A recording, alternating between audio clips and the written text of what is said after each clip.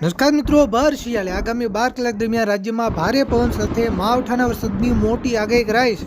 મિત્રો, માવઠાની આગાહી આવતા આપણા ખેડૂતો ચિંતામાં મુકાયા છે, કારણ કે આ સમયગાળા દરમિયાન જો માવઠાનો માર પડે તો મોટા પાયે નુકસાન જવાની ભીતિ પણ સેવાતી હોય છે। હવામાન વિભાગની નવી આગાહી પ્રમાણે હવે આગામી 12 થી 24 કલાક દરમિયાન કયા વિસ્તારોમાં ભારે પવન સાથે માવઠાનો માર પડશે, કેવો વરસાદ પડશે તેની વાત કરીશું। પણ તે પહેલા આ વિડીયોને એક લાઈક કરવાનું ભૂલતા નહીં। આવી જ રીતે આપણા ખેડૂતોના હિત માટેના કોઈ પણ ઉપયોગી સમાચાર સૌથી પહેલા જોવા માટે આપણે આ ચેનલને ખાસ સબસ્ક્રાઇબ કરવાનું પણ ભૂલતા નહીં। તો મિત્રો ખાસ સાંભળજો મિત્રો, રાજ્યમાં વાવાઝોડા સાથે માવઠાની મોટી આગાહી કરાઈ છે। હવામાન વિભાગની આગાહી વચ્ચે કચ્છના વાતાવરણમાં એક મોટો પલટો આવ્યો છે।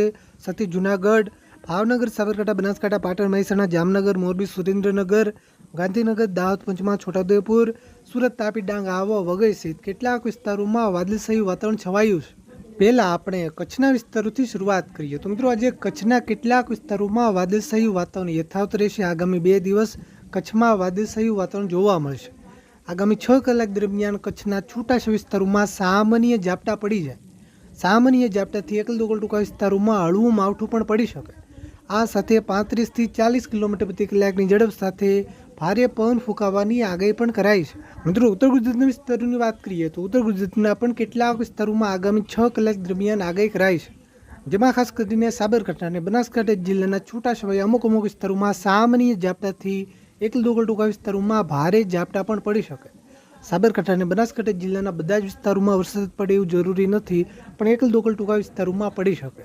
પાટણ, મહેસાણા અને ગાંધીનગર જિલ્લાના પણ એકલ દોકલ ટૂંકા વિસ્તારોમાં સામાન્ય ઝાપટા પડી શકે। અરવલ્લી જિલ્લામાં વાદળછાયું વાતાવરણ જોવા મળશે।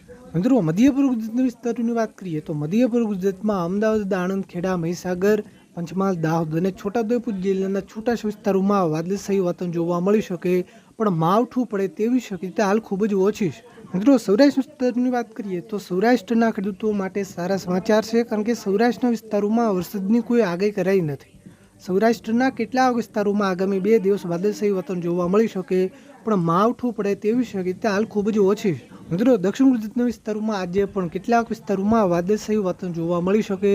તાપી જિલ્લાના કોઈ વિસ્તારોમાં સામાન્ય ઝાપટા પડી જાય, બાકી કોઈ વિસ્તારોમાં માવઠું પડે તેવી શક્યતા ખૂબ જ ઓછી છે।